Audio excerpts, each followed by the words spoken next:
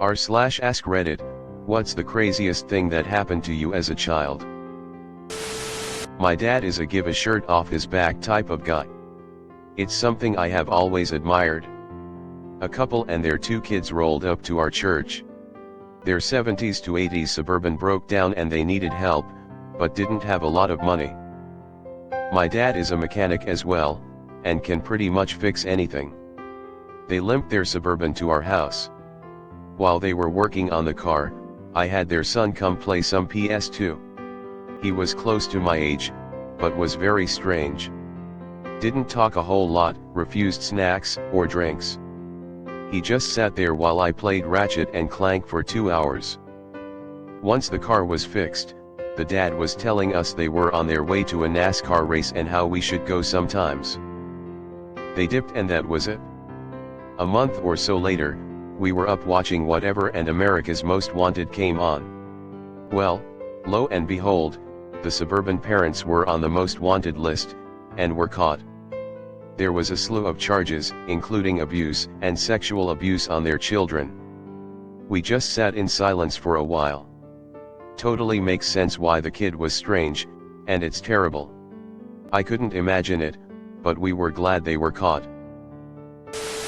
Went under general anesthesia for surgery at 9 a.m. on a clear September morning. Woke up around noon on a gurney in the lobby. All the adults were acting crazy. Some people were crying and everybody was talking about what was on the TVs. I was on a gurney in the lobby because they'd evacuated the upper floors of the hospital, including the recovery ward, because they were afraid a plane might hit the hospital. That didn't make sense to me, but apparently several planes had already hit several buildings while I was out. Parents kept kidnapping me and my brother. They were getting divorced and one would come to pick us up for the weekend, but then it was surprise. You're living here now. So I ended going to 18 different elementary schools over the years. Lost all my childhood toys more than once. I don't remember it, but when I was a toddler we were having a family reunion at my house. We had a pool, but I didn't know how to swim. Since everyone was in the pool area and my parents weren't able to keep a constant eye on me, I had those inflatable water wings on my arms. My cousin wanted to swim, so my aunt took them off me and put them on her kid so he could swim. I ended up getting knocked into the pool and stopped breathing. My older brother jumped in, got me out, and did CPR on me to get me breathing again. When I was about 5, my cousin pushed me down the stairs and I had to go to hospital. Nothing major, but I was in there for a few days for testing and stuff.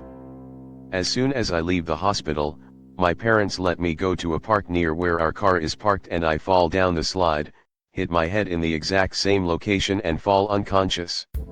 Ended up staying in the hospital for about a week. Since then, I have never used a slide since.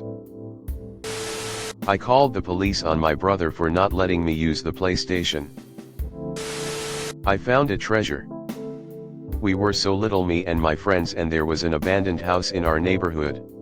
One day while playing we found an old map.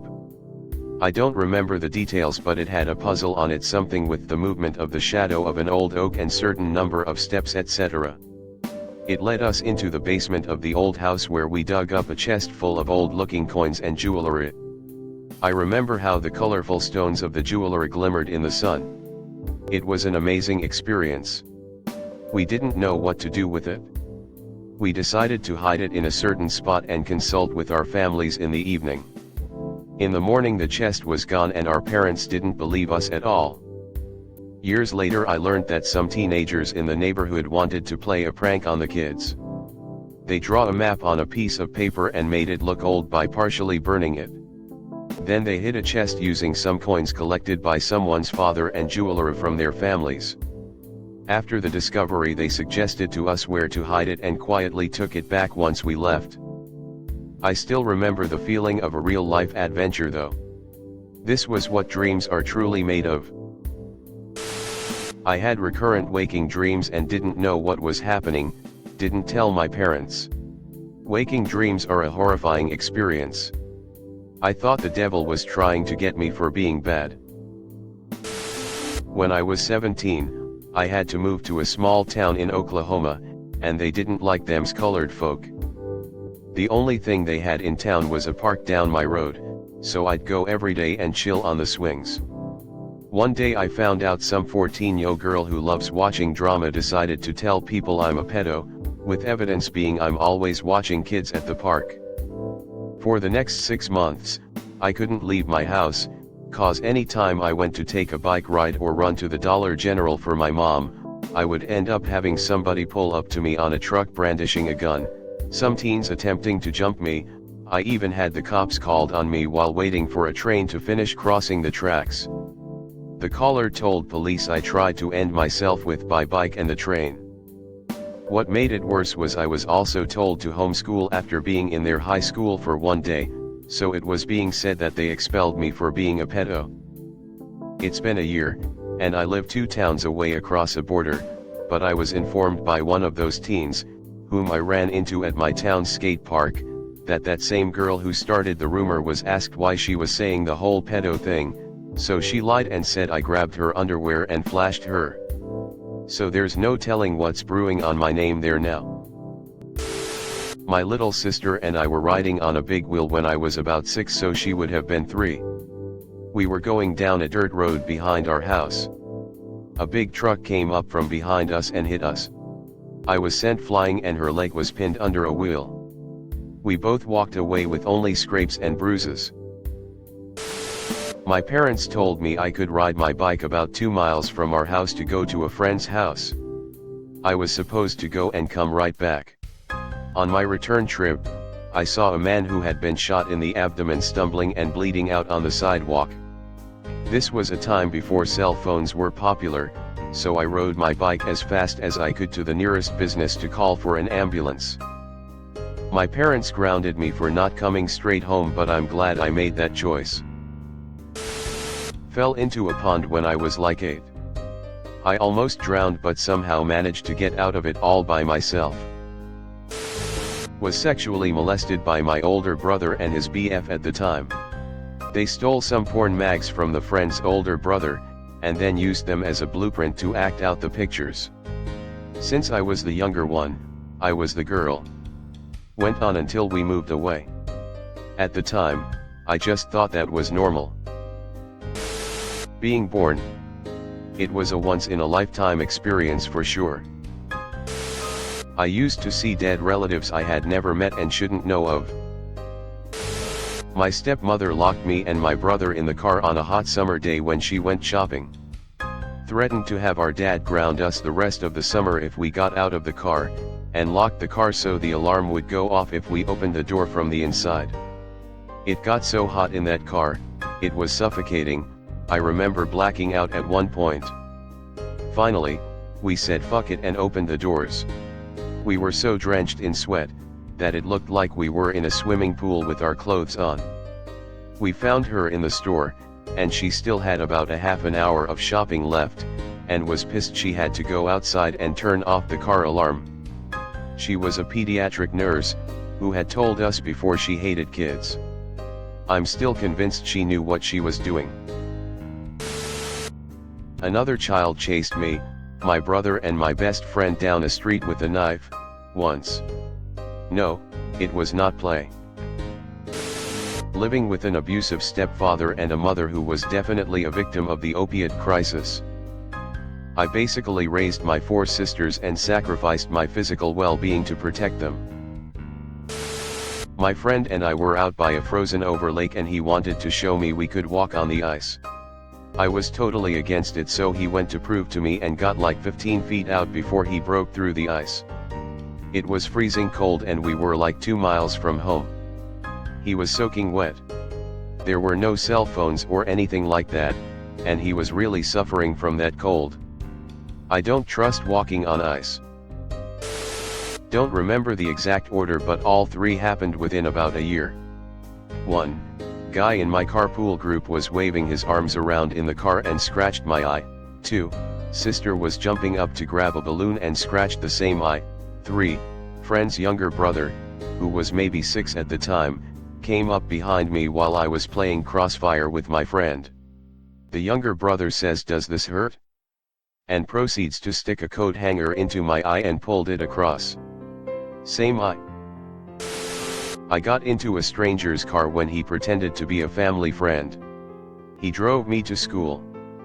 Right before we got there, he told me to never get into a stranger's car because of all the terrible things that could happen and what he could have done to me. Then he let me out. Drunk rubbing alcohol. My uncle left the bottle open in the bathroom. I was 2 years old. It was 2 days before Christmas.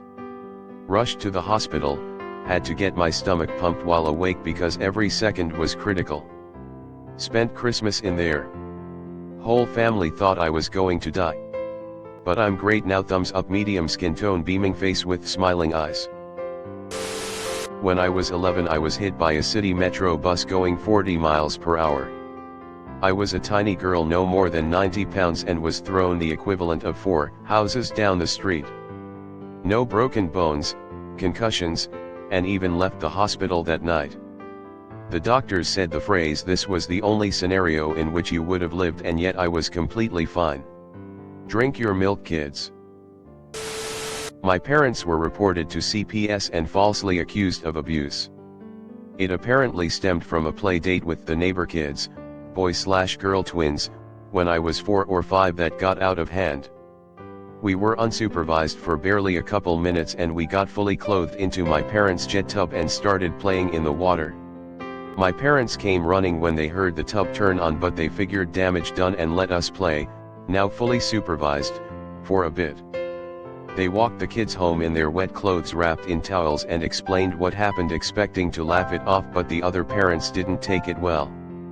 They reported that my parents forced them to bathe with me and it turned into a whole thing. There were visits with CPS folks and interviews with all sorts of questions. I totally blocked it out of my mind.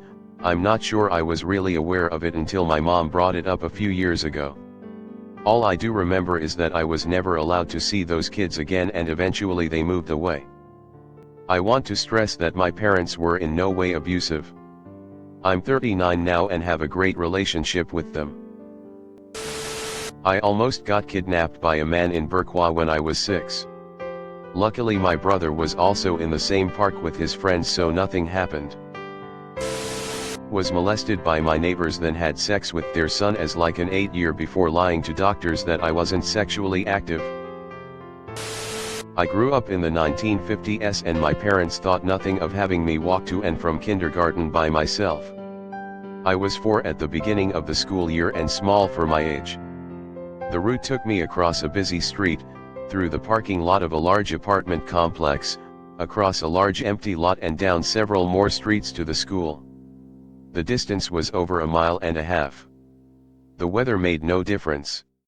Rain. Snow. Off I went. Looking back on it, it's amazing I'm here to write about it.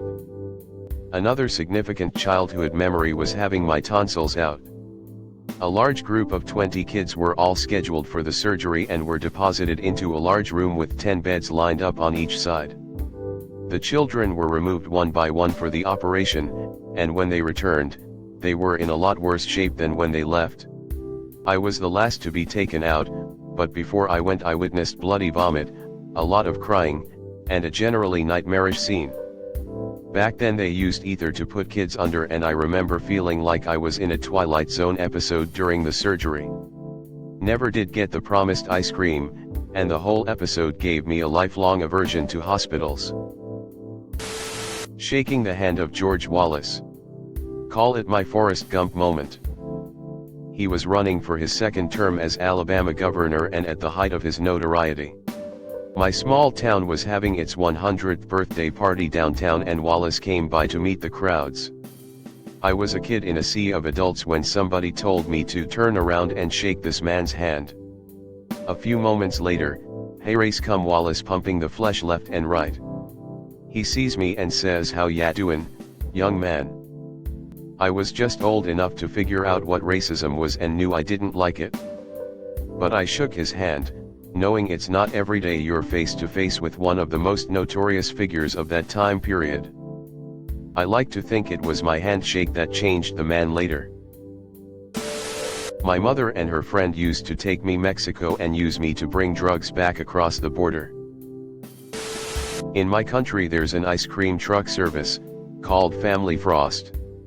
When I was young, I was absolutely terrified by the jingle of those yellow ice cream trucks, especially when it starts to get audible while it echoing in the distance.